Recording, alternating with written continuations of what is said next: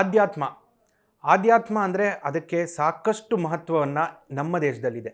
ಇದ್ರ ಜೊತೆಗೆ ಸಾಕಷ್ಟು ಪುರಾಣಗಳು, ಭಾಗವತದ ಚಿಂತನೆ, ಪುರಾಣಗಳಲ್ಲಿ ಅನೇಕ ವಿಧ, ವೇದಗಳಲ್ಲಿ ಅನೇಕ ವಿಧ. ಈ ಪ್ರಕಾರದಲ್ಲಿ ಪುರಾಣದ ವಿಷಯದ ಬಗ್ಗೆ ಇವತ್ತು ಮಾತಾಡ್ತೀವಿ. ಸೊ ಪುರಾಣ ವಿಷಯದಲ್ಲಿ 18 ಮಹಾಪುರಾಣಗಳಿವೆ, ಇನ್ನೂ ಅನೇಕ ಉಪಪುರಾಣಗಳಿವೆ.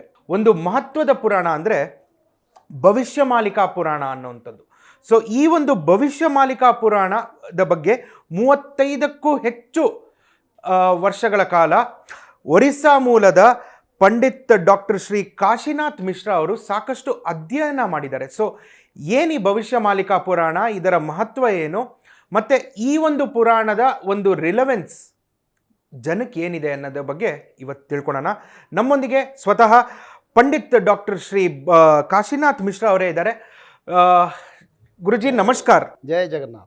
तो भविष्यमालिका पुराण क्या है और किसके लिए? ये पहला भविष्यमालिका पुराण क्या है वो एक। जय जगन्नाथ। जगन्नाथ महाप्रभु की एक स्तुति करते हैं। जद्दारु ब्रह्ममूर्ति प्रणवतनुधरम सर्ववेदांत सारम भक्तानां कल्पवृक्षं भवजलतरणि सर्वतत्त्वानुतत्त्वं योगिनं हंसतत्त्वं हरिहरनमितं श्रीपति वैष्णवानां शैवानां शाक्ततत्त्वं भैरवाख्यं पशुपतितिथिः जासाक्ततत्त्वं च शक्ति बौद्धानां बुद्धरूपं ऋषभजतिवरं जैनसिद्धान्तसारम् आदेव पातु नित्यं कलिकुलगुहरं श्रीनीलशैलाधीनाथं श्रीजगन्नाथं नमो, श्री बलभद्रम नमो, श्री सुभद्राय नमो। जय जगन्नाथ। तो बताइए गुरुजी, क्या है भविष्यमालिका पुराण? देखिए, भगवान वेद व्यास ने अष्टादश पुराण का रचना किए थे। द्वापर युग के अंत में श्रीमद् भागवत महापुराण का रचना हुआ और भविष्य पुराण का भी भगवान वेद व्यास ने रचना किए थे। बस पर उस पुराण में कुछ रह गया था बाकी, यानी संपूर्ण पुराण में वर्णन नहीं था, जिस कारण फिर उड़ीसा में भगवान जगन्नाथ क्षेत्र के श्री जगन्नाथ महाप्रभु के जो परम पवित्र 5 बंधु, जिसको पंच सखा कहते हैं, और समय के साथ फिर भगवान चैतन्य महाप्रभु की वो पंच सखा बने और चैतन्य भगवान ने उनको निर्देश दिए भविष्य शास्त्र का रचना करो। और इसी कारण उड़ीसा में भविष्यमालिका पुराण का रचना हुआ। वो पहले ताड़पत्र की लीप्स पर, खेदा पर उसका रचना था और समय क्रमे उड़िया पुस्तक में कोई साधु संतों के द्वारा भी रचना हुआ था। और ये भविष्य पुराण का अर्थ यही है, आगे धरती पर मानव सभ्यता का भविष्य क्या है, क्या किस समय किस काल से हम गति कर रहे हैं, और युग परिवर्तन कैसे होगा, प्रभु जी के अवतार कब होगा, कल की क्या आएंगे, 10 अवतार का साकार कब होगा, और मानव सभ्यता के प्रति आने वाले आपद, पंचभूत का प्रलय, युद्ध, महामारी, रोग, जो बीमारी, और साथ ही साथ धरती पर प्रकृति पंचभूत के साथ साथ मानव सभ्यता, वृक्ष जगत, पंचभूत और सारे दुनिया में एक आमूलचूल परिवर्तन के साथ साथ नवयुग का निर्माण और भक्तों का उद्धार, सत्ययुग का संस्थापना, सनातन धर्म को सारा विश्व में प्रतिष्ठा। क्योंकि सनातन धर्म आप भारत में रह गया, नेपाल में थोड़ा बाकी, भूटान में, पर सारा विश्व में सनातन धर्म को फिर एक बार प्रतिष्ठा के लिए ये भविष्य शास्त्र लिखा गया। ये पुराण के हिसाब से पूरा विश्व में सनातन का धर्म आ जाएगा। बिल्कुल, ये लिखा है, केवल जे सनातन धर्म को स्थापिबे श्री नारायण रामचंद्र रे आओ सब धर्म है वह चूर्ण रामचंद्र रे। केवल जे सनातन, केवल सनातन धर्म सारा विश्व में प्रभु श्री कल्कि भगवान स्थापन करेंगे और सभी धर्म का विलय सनातन धर्म में होगा, ये लिखा है पुस्तक। हम जब भी छोटे थे तब से ये सुन के आ रहे हैं कि विष्णु का अगला अवतार कल्कि का अवतार होगा। ये भविष्य मालिका पुराण के हिसाब से कल्कि का अवतार कब होगा? इससे पहले अभी हम कौन सा युग में हैं? जब भी हम कौन सा भी एक काम कर रहे हैं तो हम संकल्प करते हैं कहाँ है ये, अभी हम संकल्प करते हैं अभी हम कौन सा युग में हम जी रहे हैं। देखिए, एक तरफ से सूर्य देव का अस्त हो रहा है, दूसरी तरफ से पश्चिम दिशा यानी पश्चिम देश में सूर्य का अस्त हो रहा है, बिल्कुल ऐसी है। एक तरफ से कलयुग का अंत हो रहा है और कलयुग का जो समय भी जा रहा है, दूसरी तरफ से सत्ययुग का सूर्य का उदय हो रहा है। तो इसको संध्या समय या युग संध्या यानी दोनों युग का जो बीच में जो समय, इसको युग संध्या कहते हैं। और युग संध्या समय पर अभी हमारा धरती चल रहा है। तो अब हम कलयुग का अंत में हम पहुंच चुके हैं। कलयुग अंत हो चुका है, युग संध्या समय, कलयुग तो अंत हो चुका है। इसके बारे में भविष्य शास्त्र में लिखा है, ठिकाना अमरपुर ठाकुर तहिरु हेबे बाहर रामचंद्र रे ठारी 500 तू धर रामचंद्र रे। 5000 वर्ष के बाद जगन्नाथ महाप्रभु कल के अवतार धारण करेंगे, ये लिखा है। ये जो पंक्ति मैंने गाया ना, इसका अर्थ है ये 5000 वर्ष के बाद कलयुग का अंत होगा और जगन्नाथ महाप्रभु नीलाचल क्षेत्र छोड़ के कल के अवतार धारण करेंगे। कल के अवतार कहाँ पर होगा, ये कुछ प्रमाण है? बिल्कुल प्रमाण है। देखिए, एक तो शास्त्र में पहला लिखा है कल की भगवान संबल के क्षेत्र पर अवतरित होंगे। तो भारत में एक संबल जहाँ अति भव्यता के साथ अभी जब उत्तर प्रदेश में है संबल, हाँ, मुरादाबाद उत्तर प्रदेश की मुरादाबाद में संबल धाम बन रहा है, कल्कि धाम, मानो कल्कि का धाम। ये आज की सरकार का ये बड़ा पदक्षेप है। ये एक सूचना देता है ताकि आगे कल्कि आ रहे हैं, इसलिए उनके मंदिर बन रहे हैं।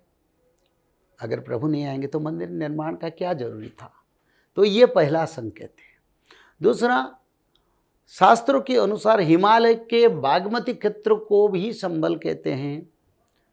उड़ीसा की श्री बिरजा क्षेत्र बैतरणी नदी किनारे पवित्र क्षेत्र को भी संबल कहते हैं। और अफ्रीका जो डेजर्ट है, मरुभूमि है, जिसको रेगिस्तान कहते हैं, वहीं पर एक क्षेत्र को भी संबल कहते हैं। पर शास्त्रों में 2 संबल का जिक्र किया गया, एक मुरादाबाद, दूसरा उड़ीसा की जो बैतरणी नदी किनारे जो क्षेत्र है। तो कल्कि भगवान जो संबल में जन्म होंगे, इसके बारे में और कोई शास्त्र में लिखा है जो उड़िया विद्वानों ने, नित्य पंचसखाओं ने उसको व्याख्या किया। शंभु का आलय संभल, यानी शंकर भगवान का क्षेत्र जो बनेगा वही शंकर भगवान की क्षेत्र पर प्रभु जन्म होंगे। तो शंकर भगवान का क्षेत्र का विचार करेंगे। भारत में कई ज्योतिर्लिंग है, कई शंकर भगवान के पवित्र क्षेत्र है, नेपाल में भी पशुपति भगवान का क्षेत्र है। तो इसमें विद्वानों ने बताया जहाँ माता पार्वती देवी अधिष्ठात्री देवी के रूप में विराजित होंगे, यानी स्थापित होंगे। जत्र पुण्यतमं क्षेत्रम तत्र देव पिनाक ध्रुव, तत्र देवी स्वयं गौरी अधिष्ठात्री देवी का बात आया। शास्त्रों को पूरा उसको विचार करना चाहिए। तत्र देवी स्वयं गौरी, तत्र देव जनार्दन, यानी उन क्षेत्र का भगवान महाविष्णु है, जनार्दन। देवी अधिष्ठात्री देवी है, शंकर भगवान रहेंगे और बैतरणी नदी भी रहना पड़ेगा। उसी हिसाब से आधार करके उड़ीसा के बिरजा क्षेत्र के संबल का विचार आता है, जिसको भगवान वेद व्यास ने महाभारत की वन पर्व में उसका विचार किया। कल्कि विष्णु जसा नाम दीज काल प्रचोदित उत्पत्त्यस्यो महाबुर्ज्यो महाबुद्धि पराक्रम संभुत संबल ग्रामे ब्राह्मणा वसति शुभे। ये तो भगवान वेदव्यास ने पहले भागवत में इसका लिखे थे, पर महाभारत जब अंतिम समय पर रचना हुआ तब वेदव्यास ने थोड़ा परिवर्तन कर दिया। क्या परिवर्तन किया? न संभूत संबल ग्रामे ब्राह्मणा वसति शुभे।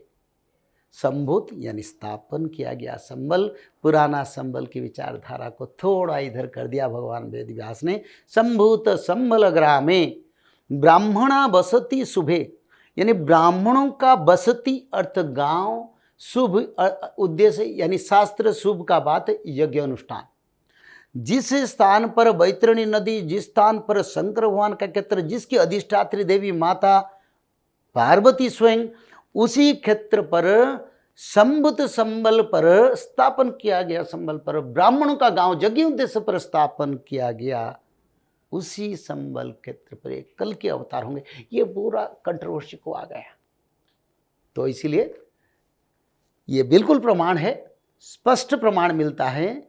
जो संभुत संबल और ब्राह्मणों का गांव, राजा जजाति केसरी, इंडियन हिस्ट्री में आप देखेंगे 10,000 ब्राह्मण कनौज कन्याकुब्ज जो संबल क्षेत्र जो मुरादाबाद के पास है, वहीं से 10,000 ब्राह्मण लेके बैतरणी नदी किनारे 7 बार अश्वमेध यज्ञ किए थे। यज्ञ अनुष्ठान पर वो ब्राह्मणों का बसती स्थापन किए थे। वो ब्राह्मण उड़ीसा में रह गए।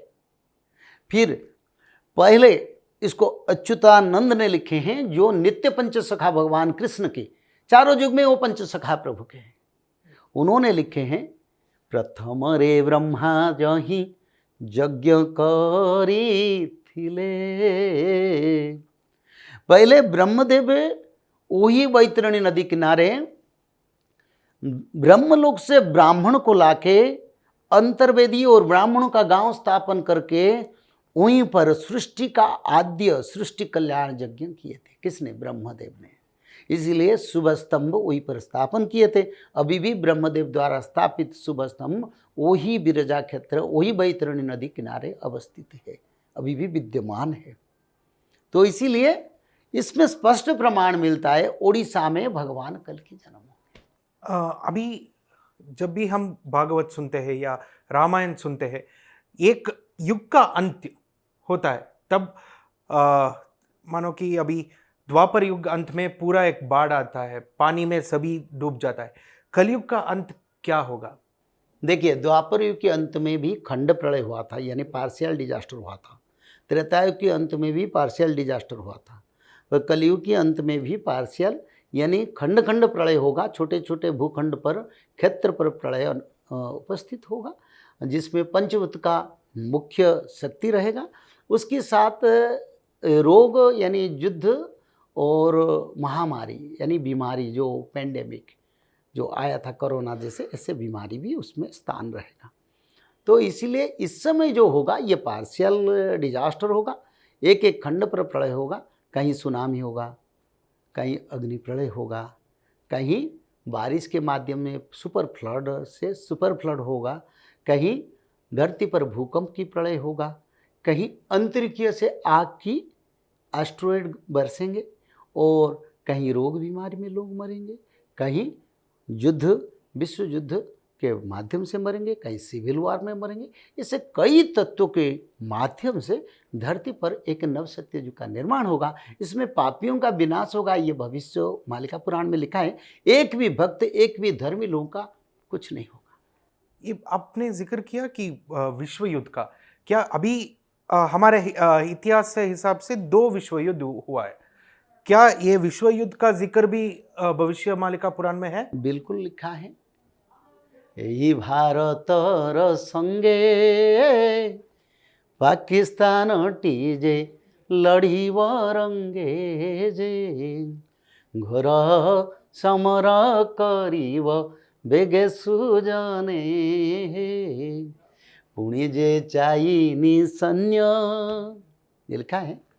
जे ये भारत के साथ पाकिस्तान पहले छाया युद्ध करेगा, जैसे टेररिस्ट अटैक करता है, और उसका बाद एक छोटा युद्ध होगा। इसका बाद फिर बड़ा भयंकर महासमर होगा, और जब उसी समर शुरू होगा वो विश्व युद्ध होगा।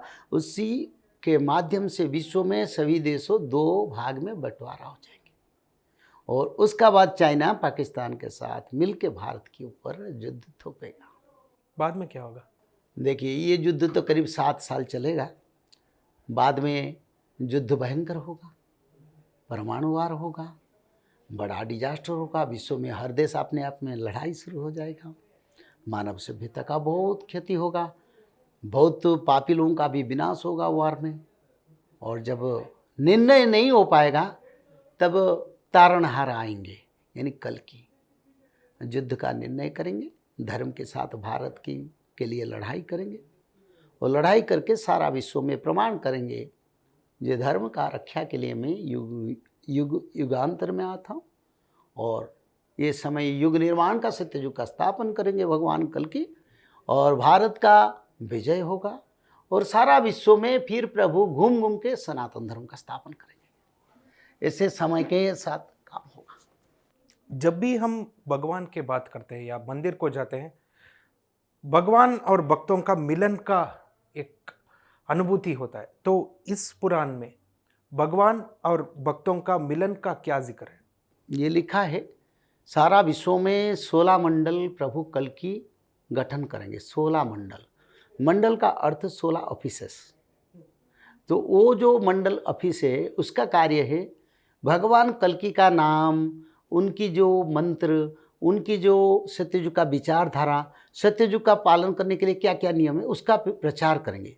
उसके लिए एक सुधर्मा महासंघ भी गठन होगा और सारा 16 मंडल सारा विश्व में काम करेंगे, वर्ल्ड वाइड काम करेंगे और इसी माध्यम से वो धर्म प्रचार कार्य करेंगे और प्रभु आके धर्म संस्थापना करके वही भक्त जो लोग वो जो नियम, जो सत्ययुग का जो नियम है, जो नियम को वो लोग पालन करते हैं, जो मानव, उन्हीं लोगों को लेके फिर नवयुग का निर्माण करेंगे।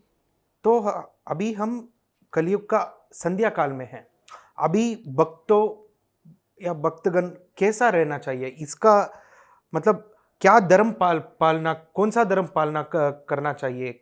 देखिए, इस समय भगवान विष्णु संवत्सर चलता है। विष्णु संवत्सर यानी भगवान विष्णु का आगमन का समय है शास्त्रीय ग्रह चक्रों में, तो ये बड़ा महत्वपूर्ण समय है। और दूसरा, इस समय सभी को मेरा निवेदन है, सभी लोग ब्रह्म कर्म त्रिकाल संध्या को पालन करें। सभी मानव, भक्त और मानव, सबके लिए प्रभु जी का कृपा का रास्ता है। प्रभु कहीं भक्त और मानव में सेग्रीगेशन कभी नहीं देखे हैं। जो मानव परिवर्तन होंगे वही भक्त है, जो नहीं होंगे मानव वो नहीं है। तो इसलिए ब्रह्म कर्म त्रिकाल संध्या सबको पालन करना चाहिए। वो उस बारे में थोड़ा एलाबोरेट कीजिए। त्रिकाल संध्या जो वैकुंठ में पालन होता है, त्रिकाल संध्या जो स्वर्ग में पालन होता है, ब्रह्मलोक में पालन होता है, कैलाश में पालन होता है। त्रिकाल संध्या, त्रिकाल संध्या एक ब्रह्म तत्व जिसको मानव अगर तपस्या की और उसको करेंगे तो मानव अजर अमर बन जाएंगे। तो ये त्रिकाल संध्या का जो मुख्य मंत्र है भगवान विष्णु के 16 नाम, औषधे चिंतित विष्णु, भोजनश्च जनार्दन, शयने पद्मनाभंश्च, विवाहे च प्रजापति, युद्धे चक्रधरं देवं, प्रवासश्च त्रिविक्रमं, नारायणं तनुत्यागे, श्रीधरं प्रिया संगमे, दुस्वप्ने स्मर गोविंदम, संकटे मधुसूदन, कानने नरसिंहंश्च, पावके जलसायिन, जलमध्ये वराहंश्च, गमने वामनश्चैव, पर्वते रघुनंदन, सकल कार्ये सुमाधव। सुमाधव यानी कल्कि का नाम माधव है, इसीलिए सकल कार्ये सुमाधव यानी जो निराकार ब्रह्म का यह वर्णन किया गया।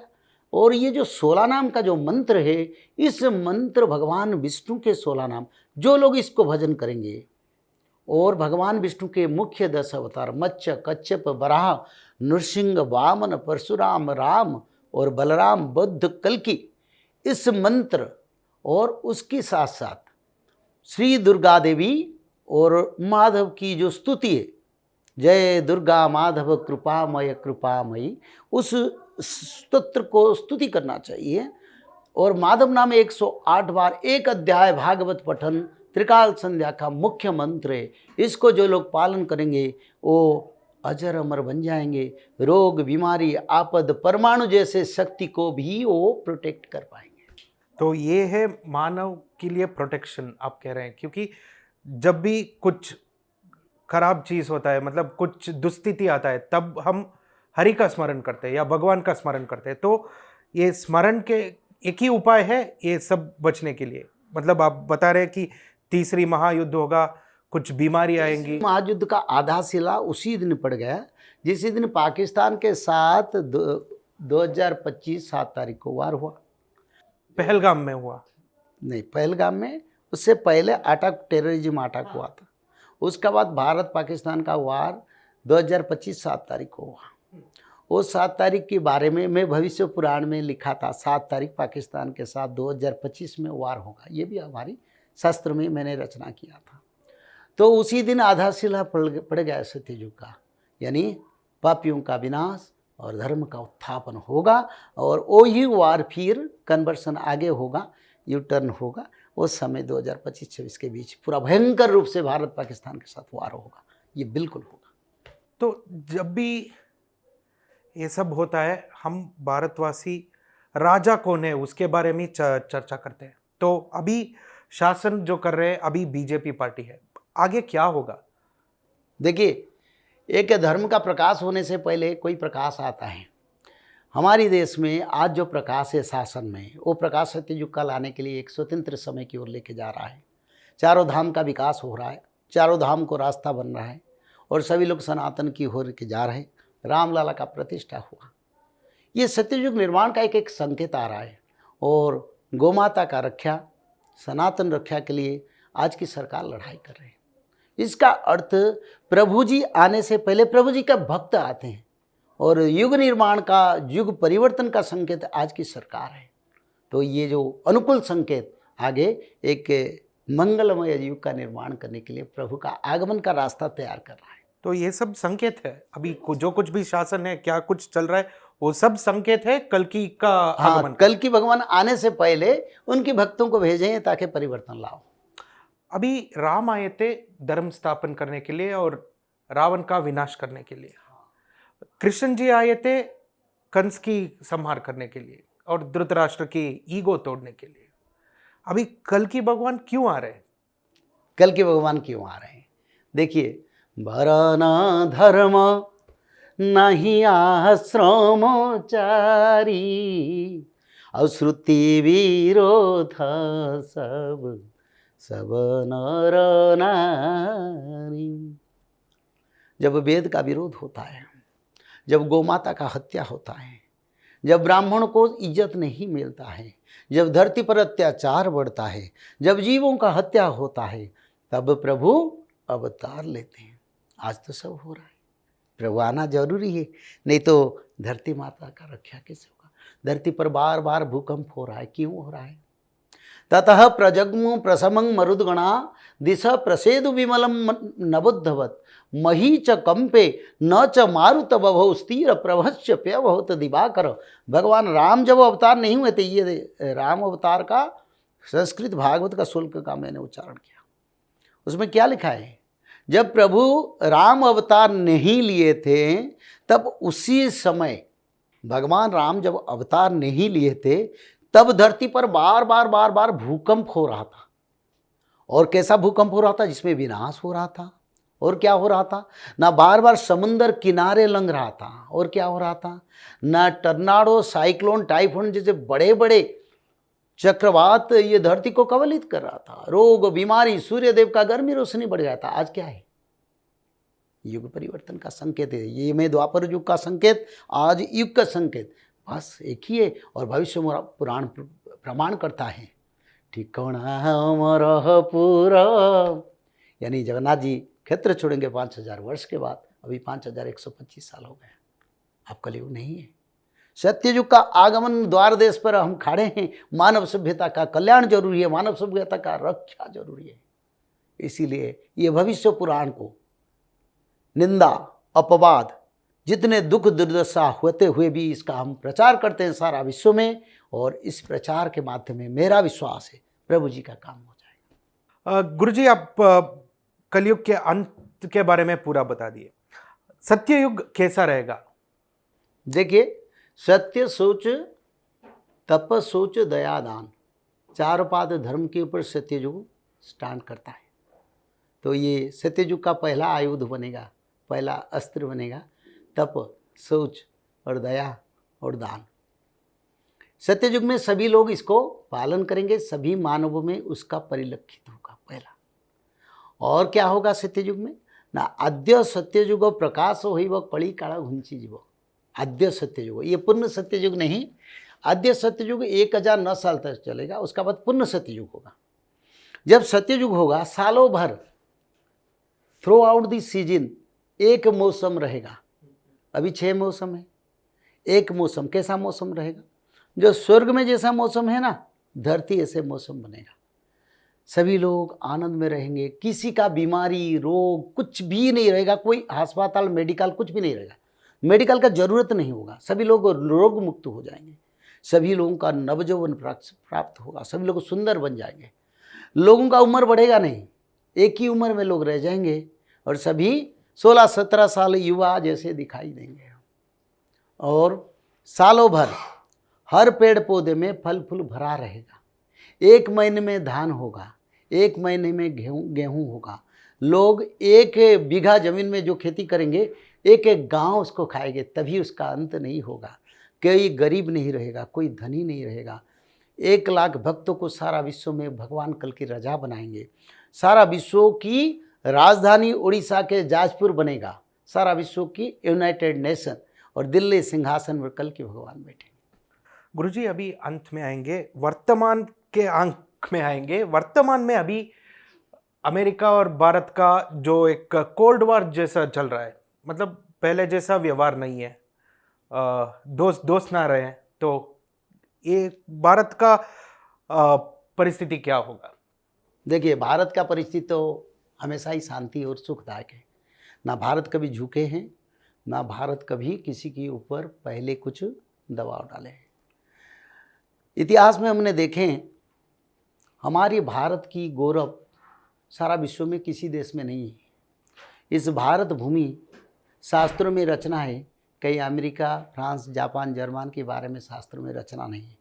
इसमें यह प्रमाण मिलता है सारा विश्व कभी भारत के अधीन था, और समय आएगा फिर भारत के अधीन रहेंगे।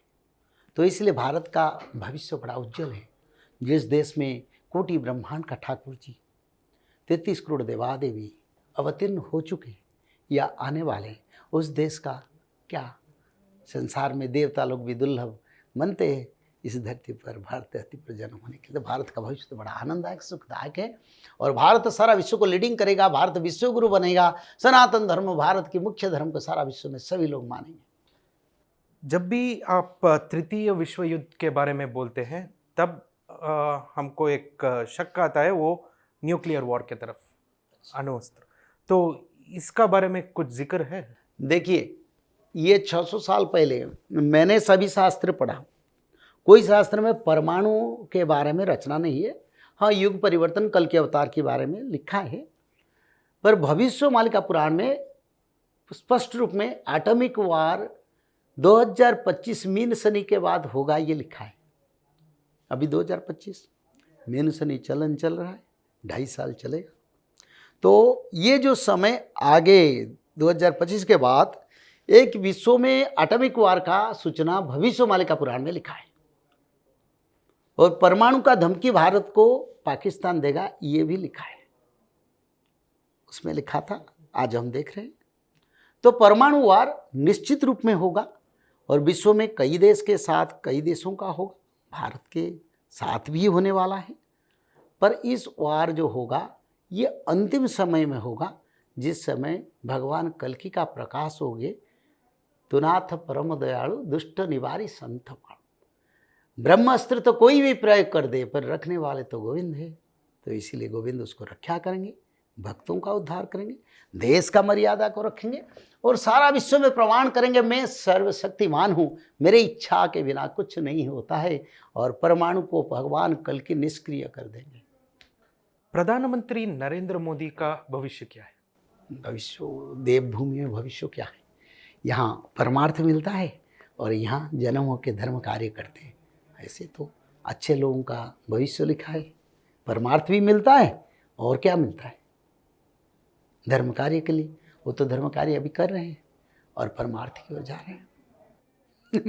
मैं ये मेरा बस में नहीं है, क्योंकि ये भगवान के बस में उनको परमार्थ देना। पर उनकी जो कर्म हो रहा है देश में, जो परिवर्तन आध्यात्मिक वेदों का, शास्त्रों का और सारे धामों का और सनातन का, ये बिल्कुल उनको ऐसे पवित्र तत्व के ओर।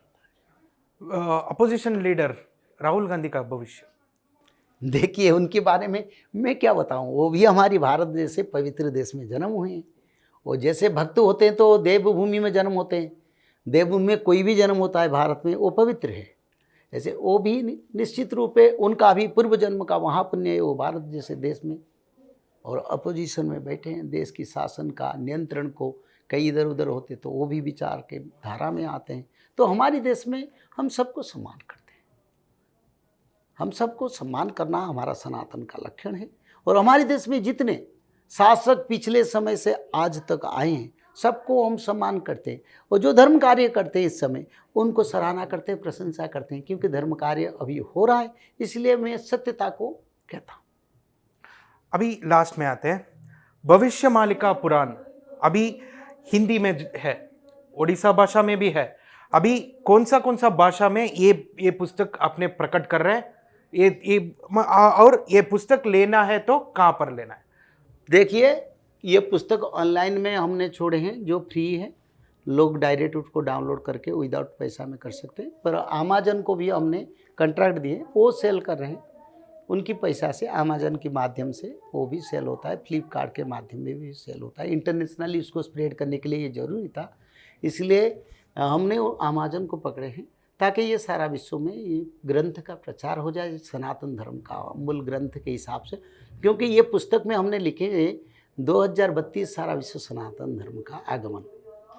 ये कौन सा भाषा में अभी अनुवाद हुआ है? सभी भाषा, देखिए वो अंग्रेजी, हिंदी, पंजाबी, मराठी, सिंधी, तेलुगु, तमिल, कन्नड़ और ये हमारा बंगाली और राजस्थानी और जितने भाषा भारत में रीजनल लैंग्वेज, ऑल लैंग्वेज में उसको, क्योंकि हमने इसमें नहीं दिखा ये कि क्या खर्च होता है क्या नहीं होता है, सब भाषा में सब भक्तों के पास, मानव के पास पहुंचना चाहिए, इसलिए उसको प्रयास करके प्रभु जी का कृपा से हो गया। और सारा इंटरनेशनल, विश्व की सभी इंटरनेशनल रीजनल लैंग्वेज जैसे कि जापानीज और रशियन, यूरोपियन, इंग्लिश, फ्रांस, उस भाषा में भी उसका अनुवाद करके अमेजन में उसका पुस्तक उपलब्ध होता है। लोग परिवर्तन की ओर जा रहे हैं और देख रहे हैं भारत लीड दी वर्ल्ड, ये भी वो पढ़ रहे हैं। आगे पढ़ के फिर महासमुद्र की जैसे गंगा नदी का नदी बहता है ना, ऐसे सारा लोग भारत की ऊपर आ जाए।